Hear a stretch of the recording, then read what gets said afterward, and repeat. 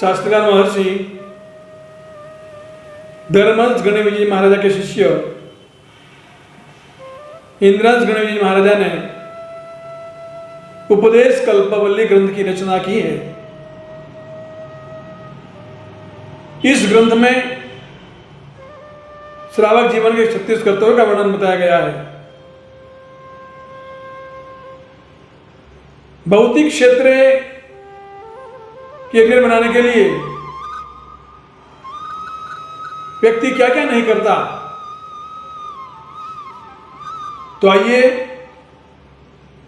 आध्यात्मिक क्षेत्र में करियर बनाने के लिए हमें क्या करना चाहिए उसके बारे में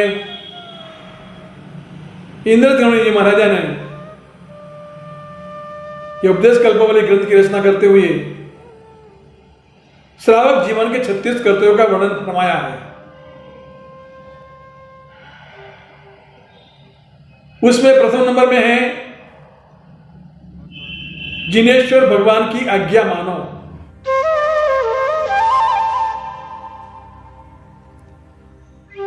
परमात्मा की आज्ञा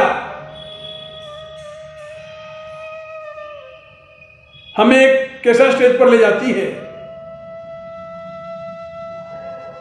कितने अल्प समय में हमारा कल्याण कर देती है। जो दूर अति दूर दिखाता हुआ मोक्ष पल भर में मिल जाता है। यह आज्ञा धर्म का रहस्य है। गस्सु कुमार मुनि, महर्षि मितानंद मुनि जैसे आराधक आत्मा को यह आज्ञा धर्म की आराधना करते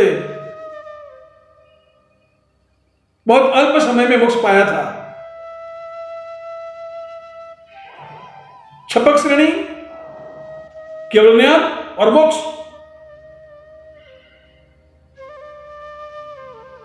सुबह वैराग्य, दिन में दीक्षा और शाम को तो केवल ज्ञान।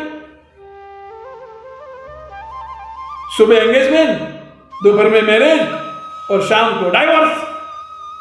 कितनी fast line, non stop flight. परमात्मा की आज्ञा का आराधन करने से तीव्र गति से मोक्ष मिल जाता है। सर्व सुखों का मूल यदि कुछ है तो परमात्मा की आज्ञा का आराधन, और सर्व दुखों का मूल यदि है तो परमात्मा की आज्ञा का विराधन।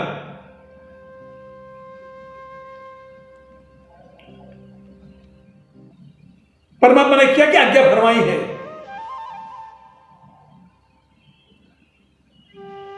उस सारी आज्ञाओं का शॉर्ट में यदि कहा जाए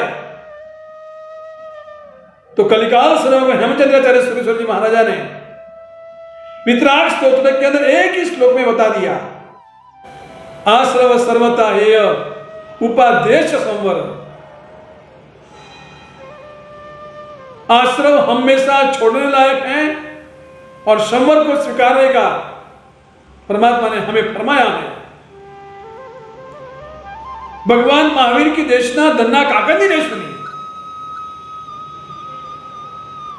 और सुनते सारे शब्द परमात्मा के उनके हृदय में ऐसे फिट हो गए, हटने का नाम नहीं ले रहे। वो सोचने लगे कि भगवान ने कहा है आश्रम सर्वदा है, जबकि मैं तो आश्रमों में गरा डूबा हुआ हूं। ये कैसे चलेगा?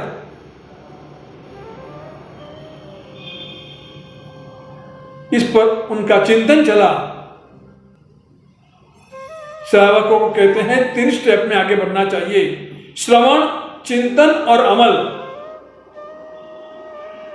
सबसे पहले वो श्रवण करेगा, सुनने के बाद उस पर वो चिंतन करेगा और चिंतन करने के बाद वो अपने जीवन में अप्लाई करेगा। धन्ना काकंदी ने भी भगवान की देशना सुनी, सुनने के बाद उस पर चिंतन कर रहे हैं और अमल लाने के लिए प्रयत्न चालू हो गया। 7 मंजिल की हवेली, रूपवती 32 पत्नियां, अपार वैभव, अखुड़ संपत्ति, जिसके प्रति जिनका गाढ़ राग था, वो राग का महल ककड़बुस हो गया। माता की आज्ञा ले ली, पत्नियों को समझा दिया और धन्ना जी निकल पड़े।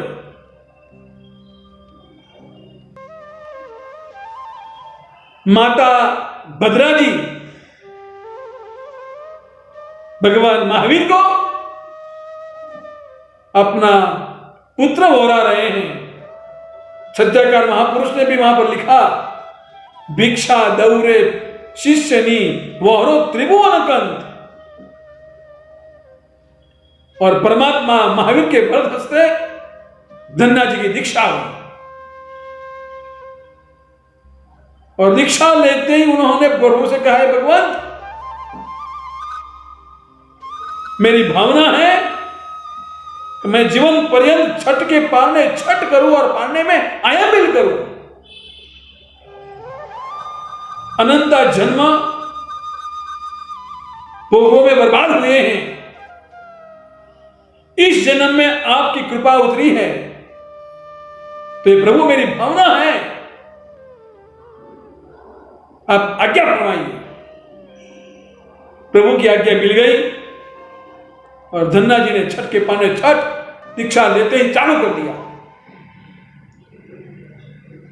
छठ के पाने में भी आयमिल करना और आयमिल का भी आहार कैसा करना, उसका वर्णन शास्त्र में आता है। भिक्षा चलो, भिक्षा वृत्ति से निवृत्त हो जाए, आखिरी में जो भी बचा कुछ ऐसा जो कुछ मिल जाए वो लाकर के देह को आधार देते थे और इस तरह से आयमिल करते थे। सत्याकार महापुरुष ने कहा है, मांखी वांछे न देहवो देही देहने आधार, तो जिसके ऊपर मक्खी में बैठने की इच्छा ना करे, ऐसा आहार ला करके उन्होंने आयमिल, छठ के पाने आयमिल ये तपस्या की। आज्ञा धर्म ने उनको एक ऐसा श्रेष्ठतम स्टेज पर पहुंचा दिया। श्रेणिक महाराजा ने प्रभु से सवाल पूछा, है भगवान, आपके 14,000 मुनियों में से श्रेष्ठ परिणामी, उत्कृष्ट परिणामी साधु भगवान कौन? तो भगवान महावीर ने फरमाया, धन्ना काकंद जी का नाम लिया।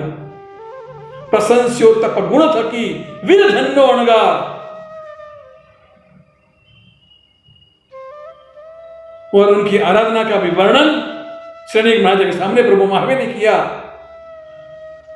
श्रेणिक महाराजा की आंखें गिली हो गई।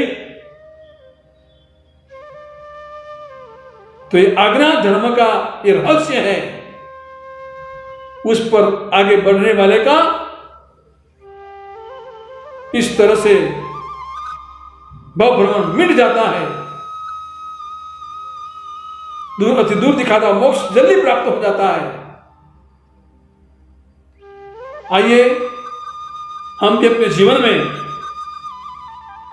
परमात्मा की आज्ञाओं का जितना भी हो सके इतना पालन करने के लिए हम तत्पर बने और मिला हुआ इस मानव जन्म को हम सफल करें। मेरा आप सभी को धन्यवाद।